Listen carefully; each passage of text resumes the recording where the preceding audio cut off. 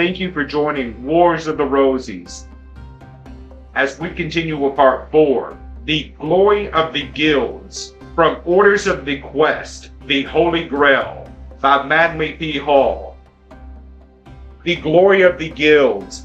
It is fairly well established that the art of papermaking was brought to Europe from the Near East by the Crusaders returning from the Holy Land, or by the Moors who established their culture in Spain. Incidents seem to point to China as the country responsible for the invention of paper. Harold Bailey opens a large subject when he writes, "It is a fact, the significance of which has hitherto been unnoticed, that the early papermaking distinctions were precisely those that were strongholds of the heretical sects known as the Albigenses. The word Albigenses is a term applied loosely to the various pre-Reformation reformers whose strongholds stretched from northern Spain across the southern provinces of France, from Lombardy to Tuscany. Papermaking opened the way for printing in Europe. Printing from mobile type also was invented in China or Korea, at least 200 years before its appearance in Europe.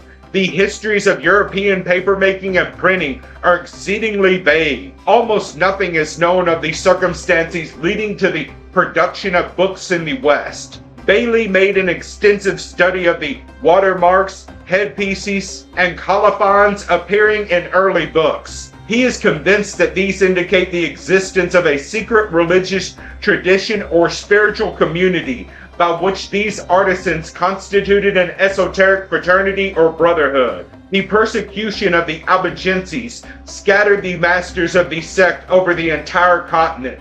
The higher initiates of the Albigenses were called the Perfect Ones, and according to one writer, in the year AD 1240, at least 4,000 of these perfect ones were wandering about Europe in various disguises as troubadours, peddlers, merchants, and journeymen.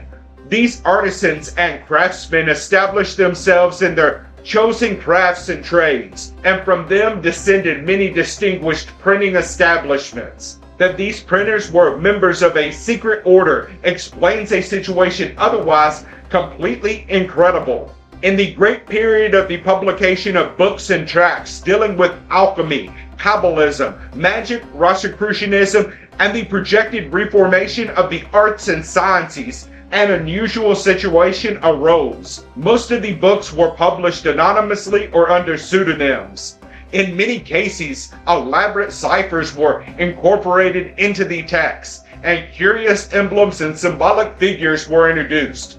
Such an elaborate program involving printers in several countries operating with extreme secrecy would not have been possible without the complete cooperation of the printers themselves. In spite of bribery, threat, and persecution, the printers revealed neither the sources of the manuscripts which they published nor the true names of the authors. If it can be proven, as present indications suggest, that the printers, typesetters, and engravers were themselves citizens of the same invisible commonwealth as the authors, philosophers, mystics, and scholars, the dimensions of the project become clearly defined. Take, for example, the famous jug watermark found in the paper on which most of the first editions of the writings of Lord Bacon were printed. The jug reoccurs also in many of the publications involved in the early Rosicrucian controversy. The jug is a vase or pitcher, sometimes shown filled with fruit or grapes. Bailey believes that this vase or pitcher is the Holy Grail. He supports his conviction with many ingenious examples of this vase which can be traced directly to the Albigensian papermakers. In my library is a copy of Burton's Anatomy of Melancholy with the vase watermark. On one leaf only, the dedication page, appears an entire different watermark, consisting of a heart that contains within it a crucified rose. This is a complete Rosicrucian emblem, and the book itself contains references to the Rosicrucians. Watermark device. From dedication page of the 1628 edition of the Anatomy of Melancholy. Those who doubt the existence of hidden texts within certain books of the late 16th and early 17th centuries have always objected on the grounds that printers would have to be a party to these secret texts and could not have been prevented from exposing the facts in the course of time. Also, a vast amount of labor which would have been extremely costly would necessarily be involved. If, however, the printers were performing a labor of love and were themselves initiates of a secret order, these objections are no longer valid. After the invention of printing, the myths, legends, and fables of the troubadours and junglers gradually drifted towards their final published forms. In almost every instance, the so-called authors of these curious works merely acted as editors or compilers of earlier fictions. The medieval mind was not addicted to fictional literature such as is popular in the present century. Most works in a latter vein were morality fables or else were burdened with social or political significance. Most of these latter productions were tingled with heresy and perpetuated the humanism of the Troubadours. The Ship of Fools, from the engraved edition published in Paris, 1500. The Ship of Fools, first printed in Germany in 1494, is an early example of a school of satirical writing attacking the pervading foibles and follies of the day. Little is known of Alexander Barclay, who is credited with the authorship of this outstanding poem. The spirit of the book reflects an intellectual transition from mental serfdom to that state of intellectual revolution, which made possible the right of free thought. Although but little read in these days, the beast epic, Reynard the Fox, which originated apparently in France near the border of Flanders, was one of the most popular works of folklore. Harold Bailey writes of this cycle of animal stories thus: the stories of how Reynard the Fox outwitted the traditional enemy, Isegrim the Wolf, were popular in Europe for many centuries. If we substitute heresy for Reynard and Rome for Isegrim, we can understand why these seemingly childish stories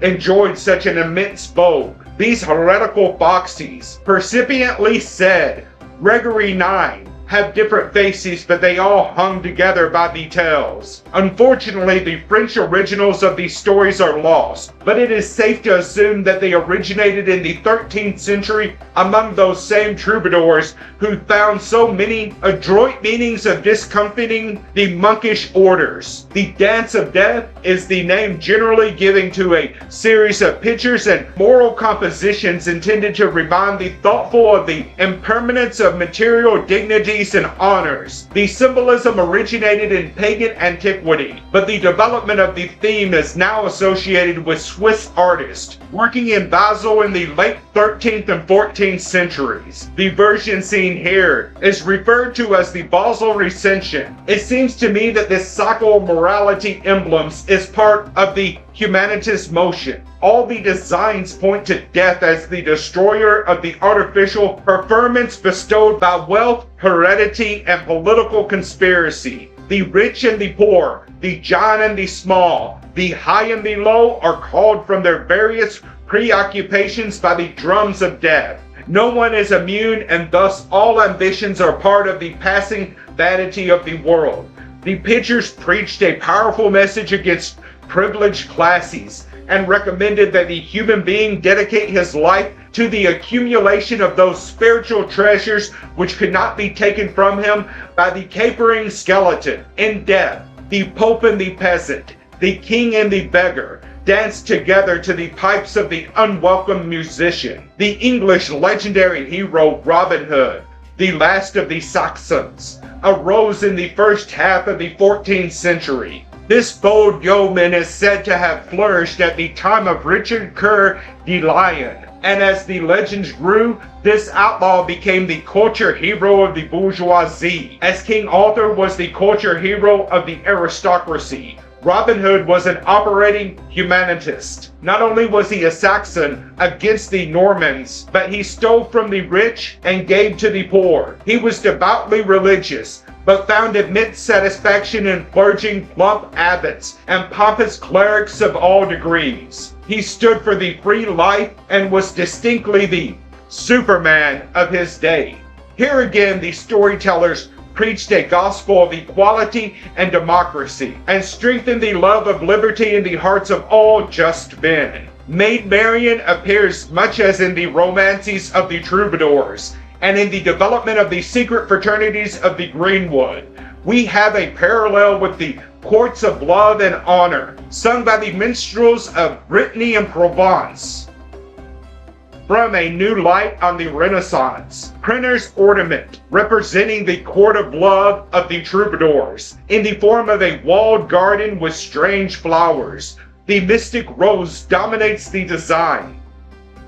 Usually the printers included secret marks in their books or engravings to indicate the presence of a cipher or double meaning. Large and intricate initial letters, including curious designs, sometimes serve the same purpose. Most of the enigmas and rebuses have never been solved because of the prevailing indifference to the motives behind the motions of history, even where it is suspected, as in Gulliver's Travels, that a satire was intended. It is assumed that the author was entirely on his own responsibility according to his own taste. It has not occurred to bibliophiles generally that the writers themselves might be bound into a secret league and be operating according to a formula plan. We should pause to consider the bookbinders, for these men also belonged to a guild and were in a position to perpetuate many curious emblems and figures on the covers of books. Unfortunately,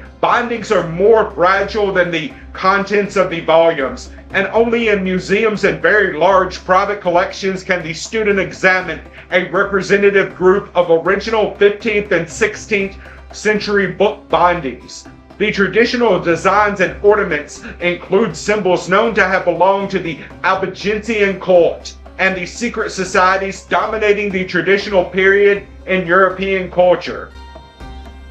As the result of a certain confraternity, which included within itself the various trade guilds, other landmarks were left to guide the observing searcher. European public buildings, especially cathedrals, libraries, and tombs, were adorned with innumerable devices in no way parts of the approved designs. Often these embellishments were concealed in obscure places, but scarcely a medieval structure has survived which does not include the symbols and signatures of the secret societies. The conspiracy extended through the entire world of the arts. This broad dissemination was only possible because the separate guilds and unions were aware of the high purpose for which the guild system had been established. The guilds formed a link between the troubadours and the trade unions. The trade unions were societies of artisans nourished by the apprentice system. The secrets of various arts and crafts were jealously guarded by the guild masters, whose arms and crests dangled from hooks around the great guild cup in the midst of their lodge. This guild cup was again the chalice of Bacchus, the Holy Grail, and the symbolical cup of the mysteries. The guild masters used the language of their craft to conceal the mysticism of the great Hermeticist Reformation. Each guild taught the universal mystery in the language of its own art. Thus, within architectural terms, the stonemasons concealed the building of the universal temple of the Brotherhood of Man. The guild system took deep roots in Germany, but was well established in other countries on the continent and in England. So far as the world knew, the guilds were simply trade unions. But there was scarcely one of them which was not influenced to some degree by the old heresy of Manes. It is difficult to distinguish the details of the transition which resulted in the emergence of the German Minnesingers from the older body of the Broads and Troubadours. The term Minnesang, Minne meaning love, was originally applied to the song or poem written by a knight to express his passionate devotion to the mistress of his heart. It was not long, however, before the term took on a wider meaning to include all music and poetry, religious, political, and amorous. The principles of the Minnesang reached Germany from Provence, which was one of the last strongholds of the Albigensian troubadours. The King of Provence were patrons of the arts, and under their protection there was a brief flowering of song and poetry. Most of the Minnesingers were drawn from the ranks of the gentry, and it was only natural that the less privileged classes should develop their version of the same convictions. The Minnesingers, with their combination of mournful tunes and also from the music of the peasantry, evolved the Meistersinger, the burgher musicians of Germany. For the most part, the order was composed of artisans, good solid citizens with long coats, square-toed shoes, and orthodox religious convictions. They were good, practical men, hard-working, shrewd and skillful in their crafts. Few, if any, had received formal education in music, and their talents were natural rather than acquired. The long shadow of the Manichaean doctrine reached into the guild halls and even into the somber cloisters of the cathedrals. The guilds were champions of the human cause, instructions of fair play and honest practice. They were cooperators, protecting their members from society in general, and protecting society from shoddy goods and unreasonable exploitation. In a quiet way, the guildmasters legislated the life of the times, and these solid, good-hearted citizens endeavored in all things to judge righteous judgment. What better place could be found in which to place the seeds of the democratic dream? From these small centers of self-government might flow the concept of the world guild, the world commonwealth, indeed the philosophic empire. The Meistersingers declared their order to have originated with 12 guild poets, who had derived their inspiration from the troubadours and the Minnesingers. The very selection of this number and its use in their symbolism suggests that the order originated in the old mystery systems, which always celebrated 12 gods, 12 prophets, 12 patriarchs, or 12 disciples. When we attempt to trace the 12 guild poets of the Middle High Germany, we come immediately upon the most celebrated name associated with the Minnesinger, Wolfram von Eschenbach. He competed in the tourney of the poets known as the Würzburg's Krepp. This episode is preserved for music lovers in Wagner's opera, Tannhäuser, the place occupied by von Eschenbach. In the descent of the orders of the quest will be given greater consideration in the sections devoted to the Grail legends. Thank you for watching, and please don't forget to share, like, subscribe, and comment. And if you can, please consider donating to Wars of the Rosies. Links to PayPal and Patreon are in the description. Thank you so very much.